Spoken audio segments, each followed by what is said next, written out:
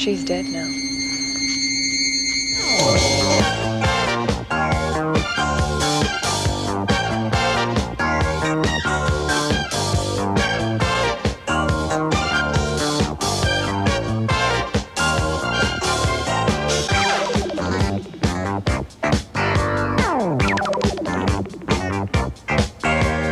Most of the people we know are cruising. Now some are winning, some are losing. The fools don't take the time to dance to the tune-like plays. That lovers are the winners of the game. Everybody wants to be the winner, wants to be the winner. Now everybody wants to be the winner, Welcome, bienvenue, benvenuti. Aujourd'hui dans cette vidéo, je vais vous parler d'un slasher le plus populaire par rapport à tous les slashers que vous connaissez, voilà, que ce soit Friday the 13th, Halloween, The Burning, etc., etc. Mais c'est tout de même un slasher que je pense que la plupart des aficionados de slasher, voire même des personnes qui sont pas non plus à 100% dans les slashers, mais qui connaissent les films d'horreur, qui a une certaine pas code d'amour, mais voilà, qui plaît à certains et à d'autres à qui ça plaît pas. Voilà. En l'occurrence, là, je vais vous parler d'un slasher qui a mis ses pieds dans le côté sportif. Bon, d'autres s'y sont également déjà aventurés. On peut citer par exemple le film Fatal Games, dont d'ailleurs il y a un parallèle assez proche entre ces deux films. On peut également citer Despa avec Ken Foree qui a également un petit rôle dedans, ou également on peut également citer le film Killer Walkout, tout simplement. Voilà, c'est un film que je pense que vous connaissez certainement, à vous qui me suivez sur ma chaîne. Je parle du film Graduation Day. Oui, un film qui d'ailleurs repose sur une belle année, en l'occurrence l'année 1981. Alors vous savez que sur cette année on a eu de très beaux slashers, de très bons slashers, voilà, comme j'ai cité The Burning, il y avait également Halloween 2, et encore, je peux encore citer d'autres, mais bon, voilà, le but c'est de parler de ce film, en l'occurrence Graduation Day. Le petit pitch de l'histoire, voilà, c'est des étudiants, voilà, qui sont prêts à recevoir incessamment sous peu, on va dire, leur diplôme de fin d'année. En l'occurrence, voilà, au départ, ils sont sur une petite compétition.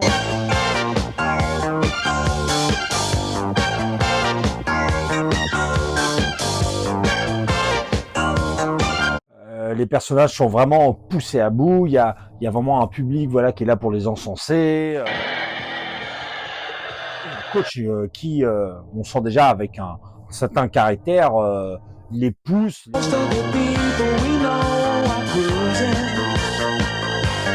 Vraiment un personnage qui pousse plus que d'autres, jusqu'à ce qu'arrive un drame, tout simplement.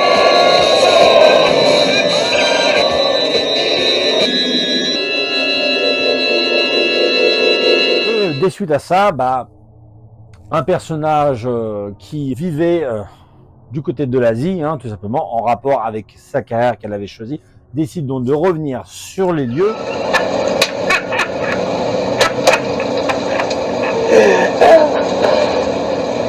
Move your hand.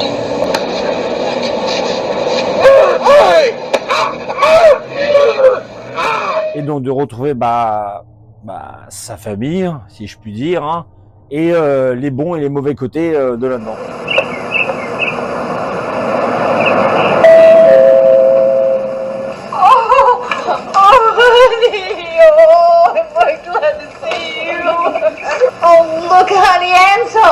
Oh shit, Sherlock. Don't talk to my mother like that. Hey, you don't like it? Why don't you go back to China or wherever the hell you came from? I mean, nobody invited you here. Now, please don't fight. Ronald's joking. That's all.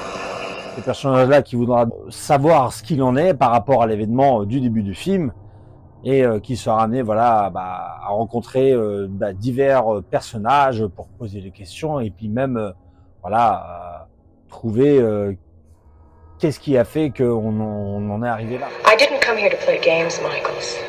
And what'd you come here for? Point a finger at a killer? Well, go ahead. Everybody else in town has. Maybe they know something. They don't. Et au fur et à mesure que l'histoire progresse, on a des personnages voilà qui disparaissent.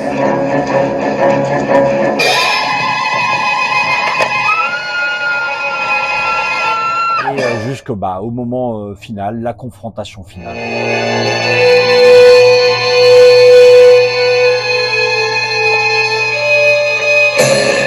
Par rapport à l'époque où je l'ai vu, ce fameux Graduation Day, d'ailleurs qui est également connu en France sous le titre La mort en récompense, pour ceux voilà éventuellement qui ne savaient pas. Hein. Et le film respecte vraiment le cahier des charges, c'est-à-dire voilà le sexe, drogue, rock'n'roll, je vous dis voilà, fille facile. Il y a un peu aussi d'humour. Alors, est-ce que c'est volontaire, est-ce que c'est involontaire? Bon, quoi qu'il en soit, voilà.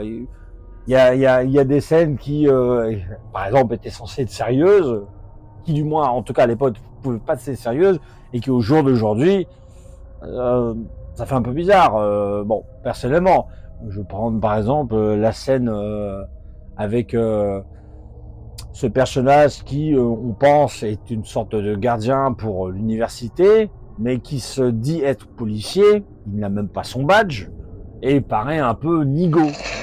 I hear narcs are an endangered species. Well, they're not very bright. You see, instead of migrating in the winter, they fly up their own assholes and mate with themselves. And what comes out? McGregor!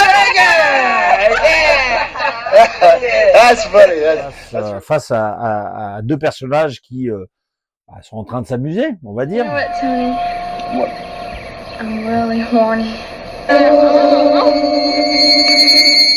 Également, voilà d'autres scènes qui sont entre le côté amusant et consternant, mais bon, moi, ça m'amuse plus qu'autre chose. Hein. C'est des scènes dites de combat. Alors, en l'occurrence, on en a deux. Hein. Une qui se passe dans un vestiaire entre deux personnages masculins. Hein. Là, c'est le côté chorégraphique qui est vraiment pas top du tout. Voilà, ça prête plus à sourire.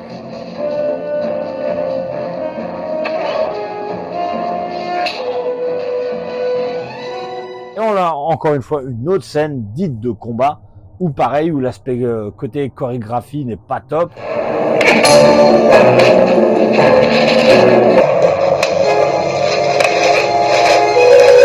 Et même la scène qui précède, où on voit un personnage féminin qui est en train de courir avec des talons.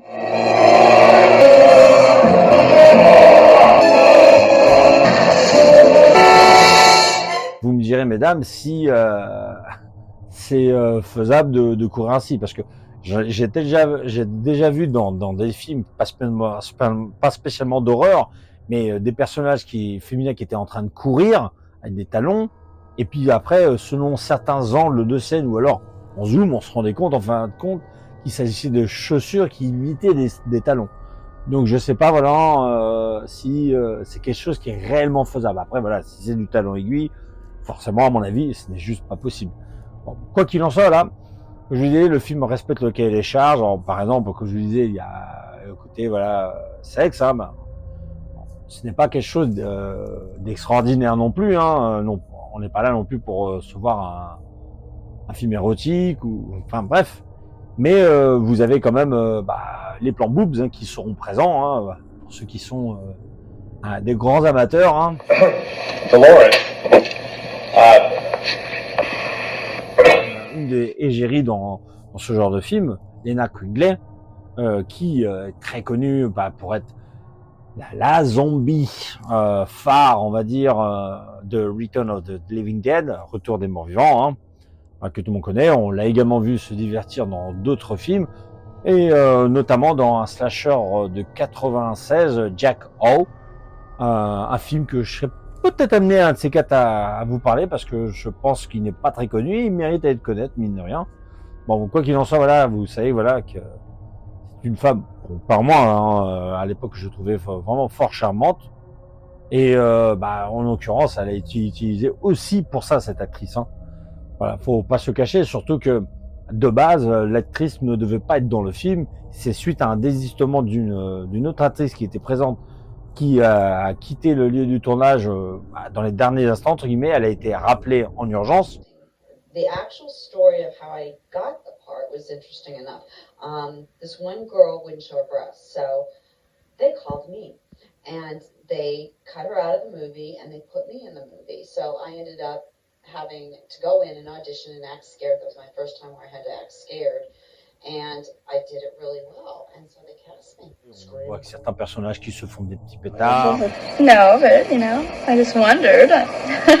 Des personnages qui, lors d'une fête, la fameuse scène de musique dit rock'n'roll.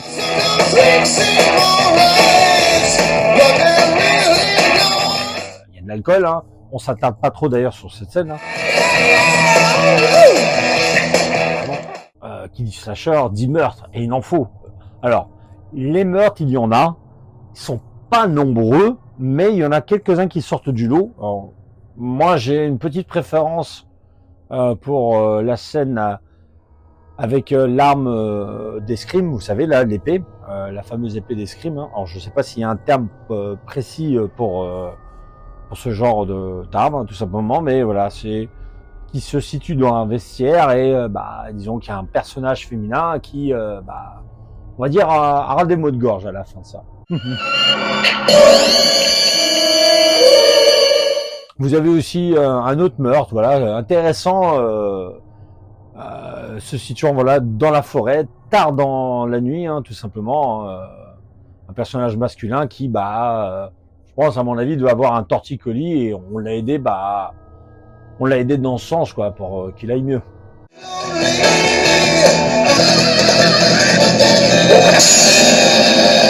Quoi qu'il en soit, sachez que ça va pas non plus être des meurtres qui sont très graphiques, voilà.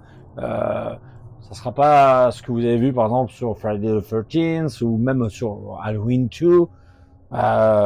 Oui, même le Friday the 13th Part 2 qui est de la même année, je veux dire, en comparaison, est mieux à ce niveau-là. Bien que ce Friday the 13th Part 2 avait été pas mal censuré. Hein.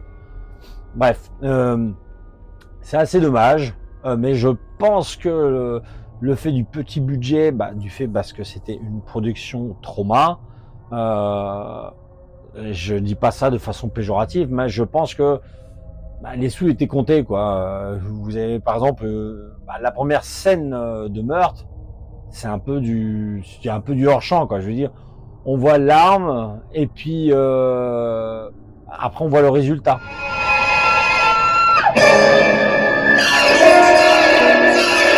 Alors que sur d'autres scènes, on a quand même des petites choses, voilà, notamment un empalement, par exemple.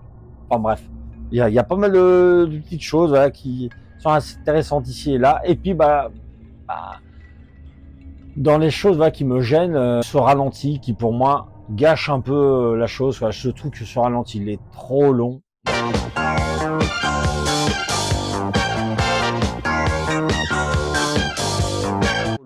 On retrouve d'ailleurs une scène de ralenti un peu plus loin dans le film.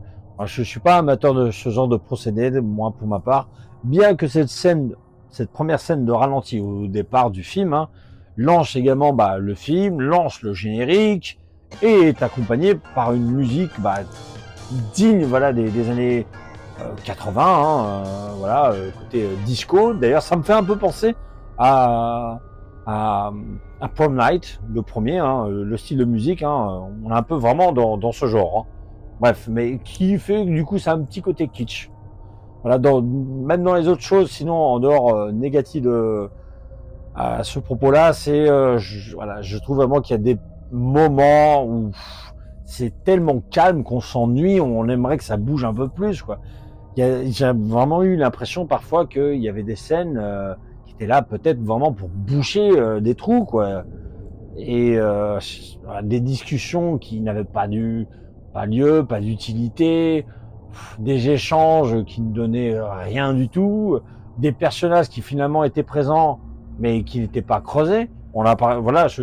Pour moi, ce personnage qui vient d'Asie et revient dans sa ville par rapport à l'événement du début du film, on la voit de pas tant que ça, quoi. Alors que je pense que ça aurait été intéressant d'avoir un peu plus que ça. Et en plus, d'être un peu plus impliqué émotionnellement. Je veux dire, elle, comme d'autres personnages, comment se font-ils qu'ils sont quasi stoïques après tout ce qui s'est passé? Je veux dire, au final, il n'y a qu'un seul personnage qui est, on va dire, impliqué émotionnellement. Je dois dire que sur le tueur du film, personnellement, quand je dis vraiment le tueur, je ne dis pas voilà de quel sexe il est. Hein. Je préfère vraiment rester dans le brouillard à ce niveau-là. À part pour ceux qui connaissent bien entendu le film, eh bien, je vais essayer de ne pas vous spoiler, ça va de soi.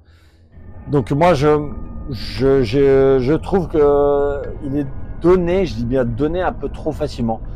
La personne qui tue pour une bonne raison, c'est, on va dire, dans le début du film, j'ai compris assez rapidement qui était-ce. Et je ne dis pas ça parce que j'ai vu beaucoup de slasher, parce que voilà, j'ai l'habitude, etc. Et j'ai même pas de prétention à dire cela. Mais en fait, là, pour moi, c'était trop facile. On nous jetait carrément en pâture. Pour moi, en tout cas. Je me suis dit ça au départ. Rien n'y fait au final. Moi, j'étais persuadé de ça. Et au final, quand j'ai vu le moment arriver du poteau rose, hein, la fameuse révélation, je n'étais pas surpris. Alors, la petite chose, voilà, où j'ai vu, il y a peut-être une sorte de lien avec un autre film qui lui par contre est beaucoup plus culte. Là en l'occurrence je parle de film Psychose avec le regretté Anthony Perkins. Lorsqu'on arrive vraiment dans les dernières minutes du film, quelque chose arrive. Excuse me. I didn't know anyone was here. Ça fait un peu sang, je trouve, avec Psycho. Mrs. Bates. Je sais pas si vous en pensez de même, pour ceux qui l'ont vu, ou pour ceux éventuellement qui le verront, vous me direz ce qu'il en est. Quoi qu'il en soit, moi je note diverses petites choses qui m'ont interpellé sur des scènes qui m'ont font penser à d'autres slashers. En l'occurrence, je vais citer une scène où il y a un personnage qui a été tué et qui, lorsqu'on le découvre en fait,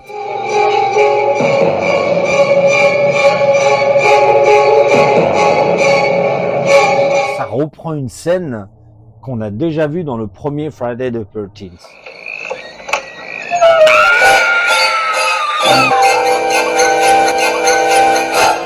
Pour ceux qui connaissent très bien le Friday the 13th, pour moi, ça me fait beaucoup penser à ça. Mais après, vous pourrez me dire aussi, oui, ça s'est vu aussi dans d'autres films. Hein. Par exemple, je pourrais citer une scène quasiment similaire, hein, quelques années après, dans le film Mutilator.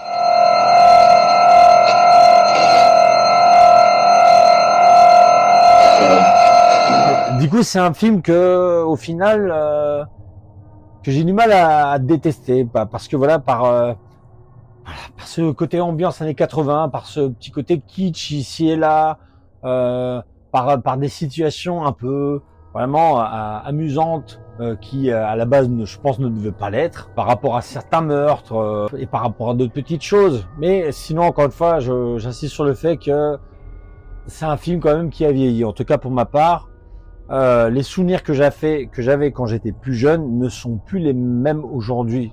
Je me dis même que ces souvenirs, voilà, c'est un petit peu cassé, quoi. J'aurais peut-être dû rester sur ce souvenir que j'avais d'époque.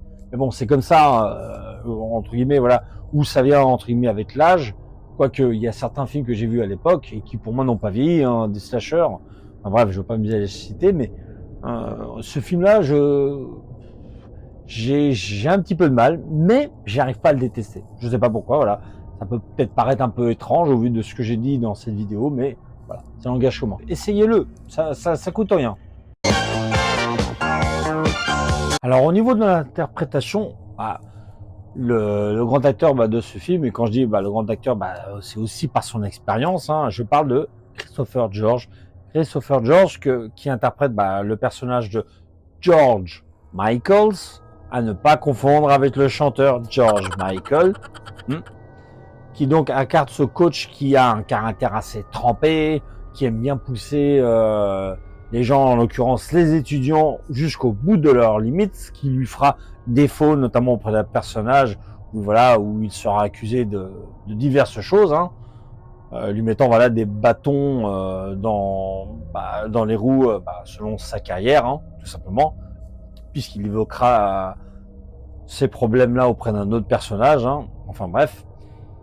Donc du coup, un acteur qu'on a retrouvé dans beaucoup de westerns, des films de guerre, notamment voilà le western Eldorado de War Hawks. Il a joué aussi dans le film La bataille de Midway. Et c'est un acteur qu'on a également retrouvé dans d'autres slashers. Donc oui, il s'est essayé à d'autres slashers. En l'occurrence, le film Pieces, que vous connaissez sous le titre en France, Le Syndicat tronçonneuse, hein. Et son dernier film, oui, je dis son dernier film parce que malheureusement, il est décédé en 1983 sur son dernier slasher, en l'occurrence Mortuary, connu en France sous le titre Cérémonie mortelle. Cérémonie mortelle qui est d'ailleurs sorti en Blu-ray chez l'éditeur Rimini dans sa collection Angoisse. Si vous ne l'avez pas, je vous recommande de prendre cette édition puisque, ma foi, c'est plutôt un bon film, pour ma part en tout cas. D'ailleurs, ce film-là, Mortuary, on y retrouve l'acteur Bill Paxton, le regretté Bill Paxton, qui nous a quittés il y a plusieurs années de cela. Voilà. Donc voilà, Christopher George, sur ce film, c'était carrément l'acteur qu'on voit qui a le plus d'expérience, quoi. Hein, je veux dire, par rapport à l'autre. Alors, peut-être on pourrait dire, qu'il surjoue, etc. Moi, non. Je veux dire, quand vous le mettez, cet acteur à côté de celui-là qui interprète le proviseur, voilà quoi. Il y a pas photo. Voilà. Pour moi, on sent vraiment que le gars, comme on dit, il a de la bouteille. Hein.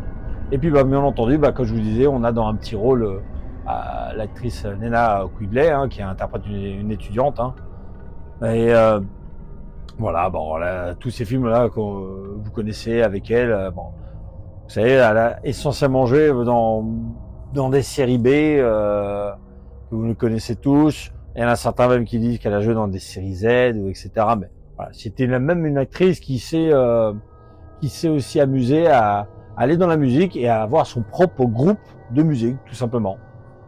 Voilà, donc en plus d'être une femme assez charmante, en tout cas à l'époque, elle était charmante personnellement. Nous avons également l'actrice Pat McKenzie qui interprète dans ce film le personnage de Anne. Qui est en lien avec ce qui s'est passé, on va dire, au début du film, hein, et qui, elle, a essentiellement eu sa carrière axée sur les années 80 et début 90. Alors, dans les autres films, on va dire, les plus connus, j'ai noté uniquement le film It's Alive 3, c'est-à-dire c'est le troisième opus de la franchise It's Alive, la trilogie, on va dire, surtout, de Larry Cohen, voilà. Sinon, en dehors de ça, c'est des films qui sont pas spécialement connus. En tout cas, pour ma part, voilà, vraiment des petits films. Sinon, après, sa carrière assez majoritairement orientée vers le milieu de la télé, avec des séries comme MASH, Kojak, Magnum, K2000. Enfin bref, elle a même joué dans Les Feux de l'amour. Enfin bref, c'est une actrice qui d'ailleurs a joué son dernier rôle au début des années 2000, je crois 2003 à peu près, et puis depuis Silence Radio. On retrouve également au casting de ce film l'acteur Michael Pataki, qui, comme je l'ai évoqué dans le film, en fait, interprète le rôle du proviseur, tout simplement. Et c'est d'ailleurs, voilà, un acteur de la génération, voilà, de Christopher George, mais qui a pas de rôle mémorable, quoi. On l'a retrouvé également dans deux autres slashers, hein, outre celui-ci. En l'occurrence, il jouait dans Sweet 16, hein, et dans Halloween 4, voilà. Et il interprétait également je sais pas si c'est le coach, mais en tout cas son supérieur, hein, de Ivan Drago dans Rocky 4, voilà. C'est vraiment, encore une fois, pour le milieu cinéma, les rôles qui m'ont le plus interpellé par rapport au reste qu'il a fait. Sinon, après, lui aussi, c'est un acteur qui a essentiellement fait sa carrière dans le milieu de la télévision. Enfin, je ne vais pas vous citer toutes les séries sur lesquelles il a joué, mais par exemple, on a pu le retrouver dans un épisode de la série Columbo. Et enfin, dans ce film, on retrouve notamment l'acteur argentin, à savoir Carmen Argenziano, qui interprète l'inspecteur Hallyday, mais pas comme Johnny Hallyday. Non. Je repense quand je cite ce personnage à la première rencontre entre lui et le proviseur, qui est, je veux pas dire lunaire, mais qui m'amuse. Voilà, tout simplement. Alors lui, c'est un acteur quand même qui a de la bouteille, hein, mine de rien, puisqu'on l'a retrouvé dans pas mal de films connus. Hein. En l'occurrence, je veux parler du film Capone de 1975, où on retrouve dans un rôle secondaire Sylvester Stallone. Et on peut également citer un autre film qui est proche entre le thriller et le slasher, en l'occurrence When a Stranger Calls. Et on l'a revu aussi dans d'autres films, voilà, où aussi beaucoup de séries de télé, notamment Columbo, lui aussi s'est aventuré à cet inspecteur Columbo, et également dans d'autres séries, enfin bref. En ce qui concerne son réalisateur, qui sur ce film n'est pas que réalisateur, puisqu'il est également coproducteur et également scénariste de ce film. Je parle de Herb Fried, qui lui n'a pas une énorme carrière. Bien que c'est un acteur qui avait déjà près de 50 ans au moment de réaliser ce film. Hein. Il n'en a pas réalisé une tonne. Hein. Il a commencé sa carrière au début des années 70, pour être exact. Et en dehors de ce film Graduation Day, qui, on va dire, est son film le plus connu, il a tourné également un an avant celui-ci le film Beyond the Evil, qui est un film avec un acteur qui est lui plus connu, en l'occurrence je parle de John Saxon. Mais en dehors de ça, c'est une carrière qui s'est éteinte vraiment à la fin des années 80, début 90. La pré-production de ce film débuta au cours des années 80. En revanche, en ce qui concerne les premières prises de vue du film, elles débutèrent à Los Angeles le 8 décembre, pour être exact, de la même année. L'actrice Linnea Quigley fut engagée par la production, notamment pour mettre ses atouts en avant. Pour la bonne et simple raison que l'actrice qui quitta le film précipitamment fut initialement censée faire ce même genre de choses, savoir se dévêtir, montrer sa poitrine, etc. Sauf que cette actrice avait refusé sciemment et n'avait pas du tout lâché prise. C'est ainsi que ils la virèrent du film en réalité, hein, puisqu'elle ne soit partie, bien que ses intentions n'étaient pas de continuer le tournage dans ces conditions. Et en fait, il se trouve que ils avaient déjà commencé à tourner un certain nombre de scènes avec cette actrice. Et ils ont fait en sorte de supprimer la quasi-totalité de cette scène avec elle, sauf quelques plans où on peut retrouver un personnage avec une chevelure blonde, hein, ça va de soi, qui porte un maillot numéro 46. Donc voilà, si dans le film, à un moment donné, vous voyez un personnage avec le numéro 46, vous savez que c'était non pas Linnea Quigley, mais l'actrice qui était censée initialement interpréter ce rôle. Dans les petites anecdotes, vous savez la fameuse scène où, comme je vous disais, il y a un groupe dit de rock qui sont là pour mettre l'ambiance, et notamment un personnage qui nous tape une danse venue de je ne sais où.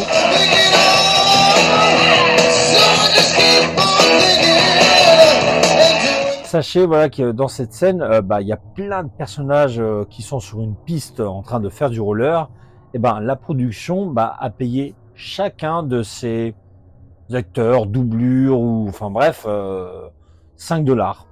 Voilà, il n'y a pas de petite économie, hein, surtout chez Troma. Lors d'une scène de nuit, on voit un personnage féminin qui se fait poursuivre par le tueur, qui est dans une combinaison d'escrime, hein, tout simplement, hein, de la tête aux pieds, avec l'arme en question.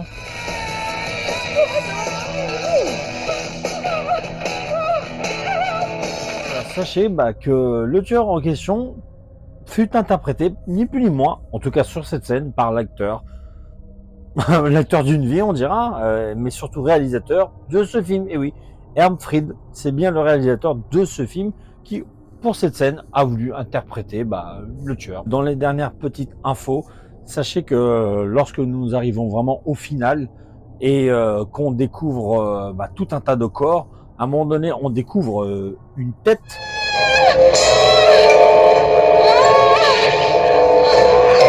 La tête ne correspond pas réellement au personnage, du moins à l'acteur qui est censé l'interpréter.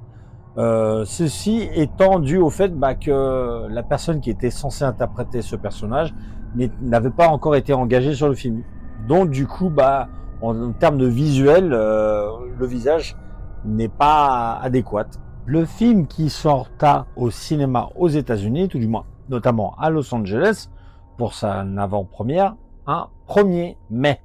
Le film bénéficia d'un budget de 250 000 $, ce qui est pas énorme pour un slasher, mais ce n'est pas non plus le plus bas. On en a vu même des fois être aux alentours des 100 000 $. Et mine de rien, ce film a rapporté près de 24 millions de $ rien qu'aux États-Unis. Ce n'est quand même au final très très bien remboursé. Et on se dit après tout ça, pourquoi ils n'ont pas lancé une suite, parce que ça aurait pu, surtout que si on regarde la fin, bon voilà, on peut se dire qu'il y aurait pu avoir une suite, mais ça peut aussi servir de conclusion. Mais voilà, peut-être que c'est dû aux très très mauvaises critiques, aux très mauvais retours, quoique il y a des fois, même avec un mauvais retour, les producteurs ne voyaient que ça et fonçaient tête baissée. Mais peut-être que à l'époque, la Trauma n'avait pas voulu lancer un second opus. Ça aurait pu se faire. Moi personnellement, je trouve que le film se suffit à lui-même et je pense qu'il était préférable d'en rester là. Quant à moi, j'espère que cette vidéo vous a plu, et surtout pour ceux qui ne l'ont pas encore vu, jetez-y un œil. Vous n'avez rien à perdre après tout. Ça se trouve vous aurez un avis différent du mien. En tout cas, moi je fais en sorte de présenter des films que j'ai dans ma collection et qui me plaisent ou qui me plaisent pas. Je veux dire, voilà. Je pense qu'il faut savoir essayer un peu de tout et même des fois regarder des choses qu'on n'aime pas de base. C'est un peu masochiste, mais voilà, c'est bien de le faire et puis ça permet à des personnes qui des fois n'ont pas vu ces films d'avoir un avis différent d'une autre. Et c'est ça aussi qui est bien de ne pas avoir le même avis que chacun, tout simplement. Moi je vous dis donc à une prochaine vidéo. J'espère pour vous que vous mettrez le petit commentaire et puis le petit pouce. À une prochaine pour une prochaine critique d'un film que je verrai. Lequel? On verra bien. Ciao, ciao!